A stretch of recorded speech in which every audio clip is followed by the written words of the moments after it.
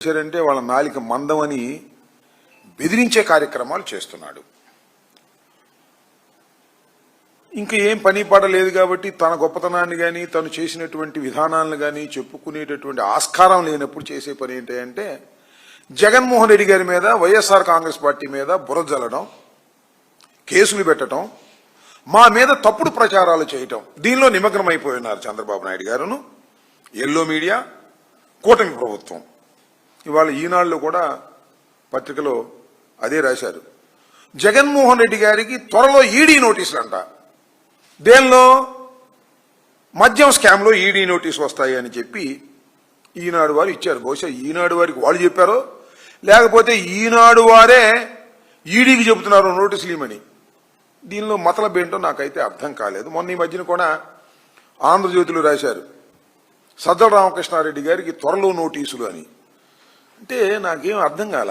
అంటే చంద్రబాబు నాయుడు గారి పరిపాలనలో ఆయనే కంప్లైంట్ చేస్తాడు, ఆయనే పోలీసులాగా వ్యవహరిస్తాడు, ఆయనే లాయర్ వేషం వేస్తాడు, జడ్జిమెంట్ కూడా ఆయనే చెప్తాడు, 4 పాత్రలు పోషిస్తాడు మహానుభావుడు. వ్యవస్థలన్నీ కూడా మంట కలిపేసి వ్యవస్థలన్నింటినీ కూడా పక్కన పెట్టేసి రాజకీయ కక్షలు తీర్చుకోవడం కోసం మాత్రమే ఈ ప్రభుత్వం పనిచేస్తుంది తప్ప ప్రజల సంక్షేమం కోసం, ప్రజల అభివృద్ధి కోసం ఈ 2 సంవత్సరాల ప్రభుత్వం పని చేయలేదు అని ప్రత్యేకంగా చెప్పాల్సిన అవసరం లేదు.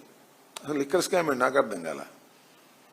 లిక్కర్లో స్కామ్ జరిగేటటువంటి అవకాశమే లేదు. ప్రైవేటు వ్యక్తులకు లిక్కర్ ఇవ్వలేదు, ప్రభుత్వమే లిక్కర్ నడిపింది. ప్రతి బాటిల్ మీద QR కోడ్ వేసి అమ్మి ప్రతి పైసా కూడా ప్రభుత్వ ఖజానాలోకి తీసుకొచ్చినటువంటి ఘనత జగన్మోహన్ రెడ్డి గారిది, వైఎస్ఆర్ కాంగ్రెస్ పార్టీది.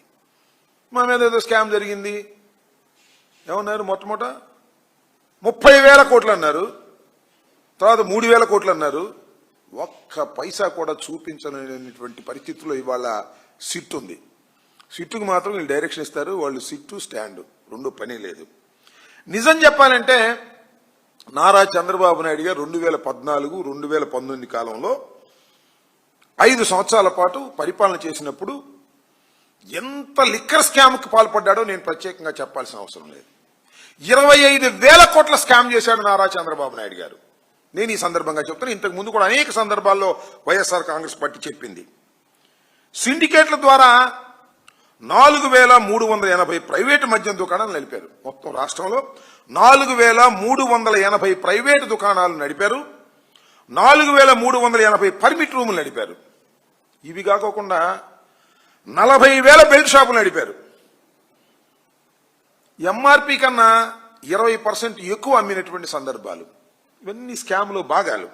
ఈ విధంగా సుమారుగా 25,000 కోట్ల రూపాయలు ఆర్జించి స్కామ్ చేసినటువంటి ఘనత 2014-19లో చంద్రబాబు నాయుడు గారికి దక్కుతుంది. ఇవాళ మా మీద ఈ కార్యక్రమాలు చేస్తున్నాడు. మేము స్కామ్ లేకపోయినా స్కామ్ ఉందని చెప్పి సృష్టించి ఏదో ఇబ్బంది పెట్టాలి పొలిటికల్గా అనేటువంటి ప్రయత్నం చేస్తున్నాడు. మీకు గుర్తు చేస్తా, క్యాబినెట్ ఆమోదం లేకోకుండా, ఫైనాన్స్ డిపార్ట్మెంట్ అంగీకారం లేకోకుండా ప్రివిలేజ్ ఫీజును రద్దు చేశారు. ఆ రోజుల్లో 2014-19లో ప్రివిలేజ్ ఫీజును రద్దు చేసి డిస్టిలరీలకు 5,200 కోట్ల రూపాయల లాభం కలిగే విధంగా చేశారు. రాష్ట్ర ప్రభుత్వ ఖజానాకి 5,200 కోట్ల రూపాయలు నష్టం జరిగే విధంగా చేశారు. కిక్ బ్యాక్స్ కొట్టేశాడు చంద్రబాబు నాయుడు గారు. వాళ్ళ అబ్బాయి కిక్ బ్యాక్ కొట్టేసి స్కామ్కు పాల్పడి ఇవాళ మమ్ములు అనేటువంటి పరిస్థితికి ఇవాళ దిగజారిపోయారు. దీని మీద వైఎస్ఆర్ కాంగ్రెస్ పార్టీ అధికారంలోకి వచ్చిన తర్వాత ఈ స్కామ్ మీద కేసు పెడితే ఈయన అధికారంలోకి వచ్చిన తర్వాత క్యాష్ మూసేసే కార్యక్రమం చేస్తున్నాడు భయపడి. విచారణ జరపచ్చు కదా, నిజంగా ఏమీ జరగకపోతే విచారణ జరపచ్చు, విచారణలో బయటికి రావచ్చు. కానీ బొమ్మిని చేసి ప్రభుత్వం అధికారంలో ఉందని వ్యవస్థను మేనేజ్ చేసి కేసును క్లోజ్ చేసుకుని పారిపోయేటటువంటి పరిస్థితికి ఇవాళ చంద్రబాబు నాయుడు గారు వచ్చారు. నేను అడుగుతా ఉన్నా, చంద్రబాబు నాయుడు గారు స్కామ్ చేయడానికి, లంచాలు ఇవ్వడానికి ఎవరిస్తారు, ఎందుకు ఇస్తారు? డిస్టిలరీలో బేసిక్ వాల్యూని పెంచి, అంటే బాటిల్ 5 రూపాయలు 10 రూపాయలు ఉందనుకో, దాన్ని పెంచి ప్రభుత్వం కొంటే ఇస్తారా, తగ్గించి కొంటే ఇస్తారా? మీ కాలంలో బేసిక్ వాల్యూని పెంచారు, డిస్టిలరీ దగ్గర పెంచి కొన్నారు. మేము బేసిక్ వాల్యూ ప్రకారమే కొన్నాం. ఎవరిస్తారు? లిక్కర్ స్కామ్కి డబ్బులు ఎవరిని ఇస్తారా, లంచాలు ఇస్తారా?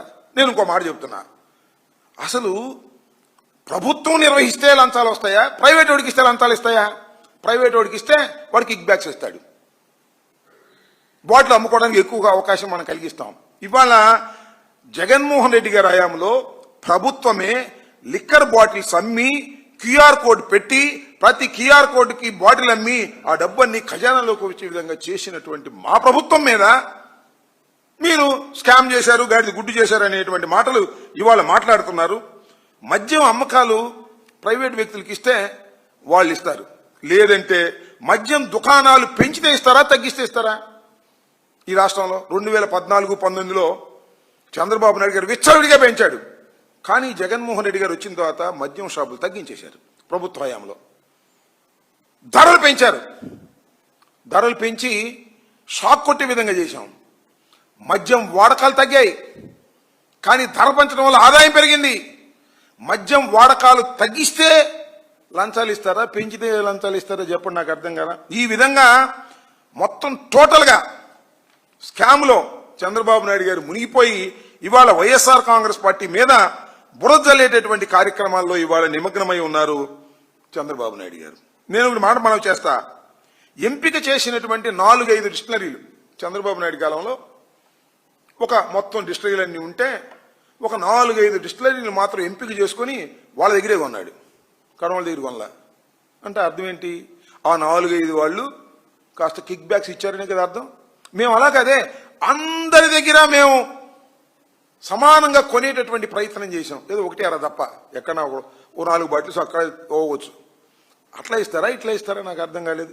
చంద్రబాబు నాయుడు గారు అన్ని దౌర్భాగ్యమైన పరిస్థితులను క్రియేట్ చేసుకొని ఆ రకంగా చేసుకొని దానిలో డబ్బులు కొట్టేసి ఇవాళ వైఎస్ఆర్ కాంగ్రెస్ పార్టీ మీద బురదల్లే విధంగా లిక్కర్ అనేదాన్ని ఒక తీసుకొచ్చి శాంతాడుకు వెళ్ళే వారసనే వాడి మీద వీడి మీద ఎవరు దొరికితే వాడి మీద వైఎస్ఆర్ కాంగ్రెస్ పార్టీకి సంబంధించిన జగన్మోహన్ రెడ్డి గారికి అనుకూలంగా ఉన్న వాళ్ళందరి మీద కేసులు పెట్టేటటువంటి కార్యక్రమం చేస్తున్నారు.